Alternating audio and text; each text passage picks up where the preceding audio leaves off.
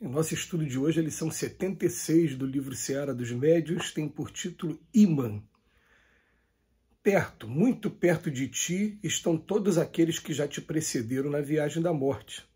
Aqueles que subiram para o alto dos montes se referem à luz. No entanto, os que desceram para as furnas do vale agitam-se na sombra. Quantos se sublimaram no suor do serviço, mostram que vale a pena lutar e padecer para que o bem se faça e apelam para o bem porque Deus é amor. Contudo, os que se agarram às paixões inferiores mergulham-se nas trevas como seres do lodo e em largo desespero convidam para o mal a que se prendem, fracos, em tremenda ilusão. Todos os que marcharam no extremo auxílio aos outros ensinam-te pacientes a converter espinhos em roserais eternos, mas quantos desprezaram as criaturas irmãs no apego desvairado à posse de si mesmo, induzem-te a fazer de rosas passageiras duros espinheirais.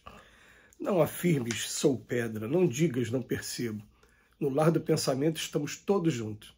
Cada espírito escolhe a força em que se inspira. O raciocínio manda, o sentimento guia.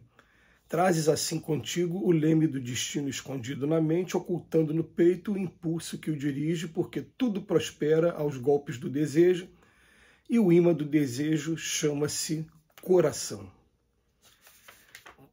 Lição muito profunda para a gente analisar hoje. Imã, nosso pensamento pode ser equiparado a um imã. O que estamos pensando? Tem até um jargão na doutrina espírita. Diga-me o que pensas, eu te direi com que andas. Porque a gente atrai para o nosso lado toda essa gama, né, esse conjunto de espíritos que estão pensando mais ou menos da mesma maneira que a gente. Porém, a gente também está sendo o tempo todo induzido, intuído, a tomar alguns caminhos que o nosso livre-arbítrio é que vai decidir.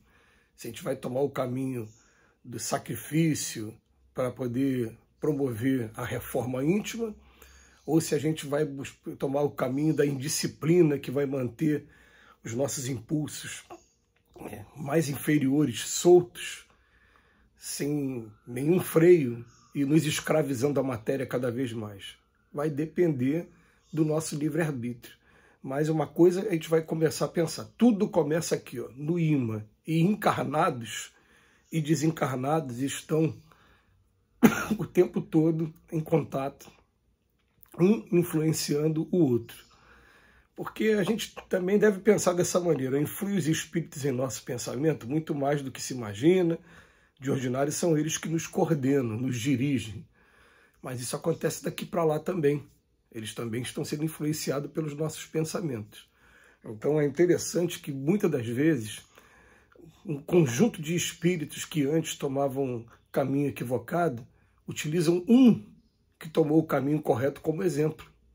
Porque eles também estão acompanhando a gente, eles ficam vendo a gente, a partir de agora eu quero resistir.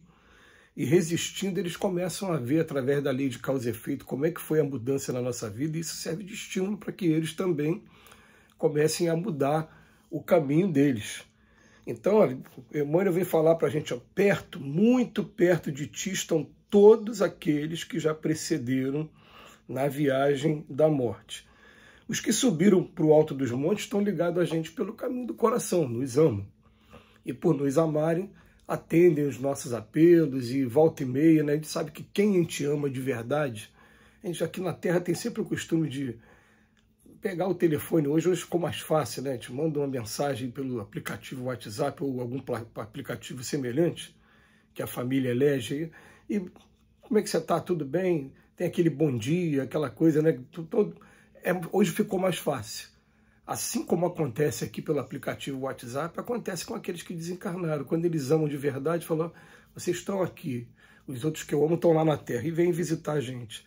E quando visitam a gente sente no fundo do coração aquela recordação, aquela lembrança deles. Se a gente tiver, ou melhor, não estiver tão compenetrado em determinada atividade e tiver com um pensamento mais livre, a gente consegue captar quando eles visitam a gente. Mas eles estão visitando a gente, e estão o tempo todo, como o Emmanuel fala, aqueles que se sublimaram mostram que vale a pena lutar e padecer para que o bem prevaleça. Agora, aqueles que se agarraram às paixões inferiores, eles convidam a gente para o mal, mas convidam a gente começa a pensar assim, eles estão viciados, e como viciados eles estão precisando de alguém, já que eles não podem mais sentir o prazer material, seja ele qual for, e os mais imediatos que proporcionam prazer, vai ser o prazer da gula, vai ser o prazer da bebida alcoólica, vai ser o prazer do cigarro, vai ser o prazer das drogas ilícitas, vai ser o prazer do sexo também, quando a gente toma o caminho equivocado com o sexo. E são caminhos que vão estar prendendo a gente na matéria, porque a pessoa se vicia, a pessoa traz aqui para a mente, ó, já não ficou mais uma coisa do corpo. Você não está se alimentando porque você está com fome, você está se alimentando porque seu cérebro viciou naquele tipo de alimento ou naquela droga, ou está precisando o tempo todo do prazer, do clímax sexual também.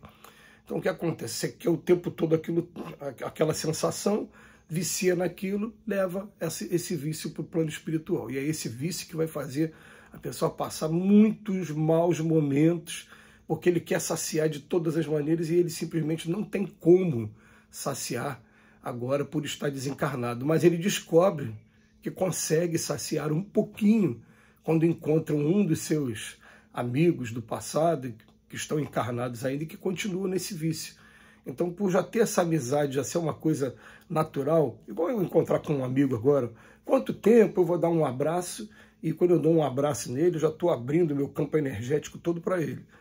Eu estou fazendo a mesma coisa com o desencarnado, e o desencarnado vem até mim, se liga a mim para poder sentir um pouquinho desse prazer. Então, quando ele quer sentir o prazer, ele vai estimular cada vez mais que a gente faça isso, porque ele também está viciado e para ele é uma necessidade. Foi ele que entrou no abismo, porém a gente aqui na Terra está acostumado também, até aqui encarnado principalmente, a entrar em alguns abismos que depois são difíceis de sair. Esses tipos de abismo do vício do prazer são bastante complicados, muito complicados. E olha que tem vícios, como por exemplo a gula, o álcool, né?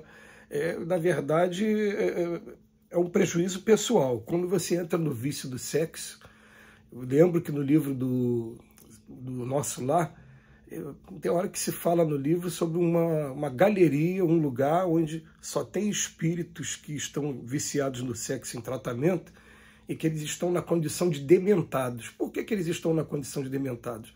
Porque o sexo agora já vai envolver outras pessoas e aquela pessoa, além de dela ter sido vilipendiada em sua intimidade, usada apenas como objeto de prazer, ela também tem espíritos que a amam, sejam porque foram maridos, porque foram esposas, ou seja, porque são anjos da guarda também. Então, tem espíritos familiares ali.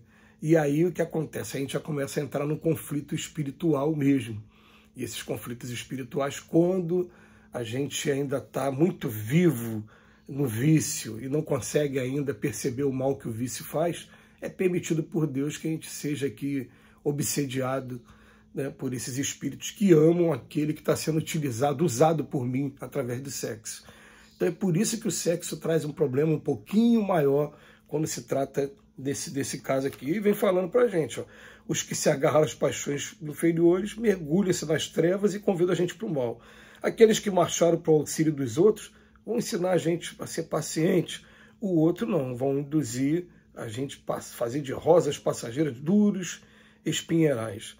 Emmanuel faz um apelo para a gente, não afirme sou pedra, não digas não percebo, porque no lado do pensamento nós estamos todos juntos. Se você não está lembrando da pessoa, como acontece com a grande maioria de nós, a gente pelo menos está recebendo o influxo do seu pensamento e a vontade que ele tem também, o que ele quer fazer. Cada espírito vai escolher a força que se inspira. O bom, a única comparação que a gente vai deixar aqui para a nossa reflexão é que normalmente o ímã de geladeira ele já está regulado numa determinada frequência. Esse ímã aqui eu consigo, através do meu livre-arbítrio, regular. Então, se eu tenho o meu ímã voltado lá para o lado das coisas ainda inferiores, com um esforço eu consigo fazer uma nova adaptação para que agora o meu ímã volte para as coisas superiores, para o estudo, para a oração, para a prática do bem. Que Jesus nos abençoe hoje e sempre.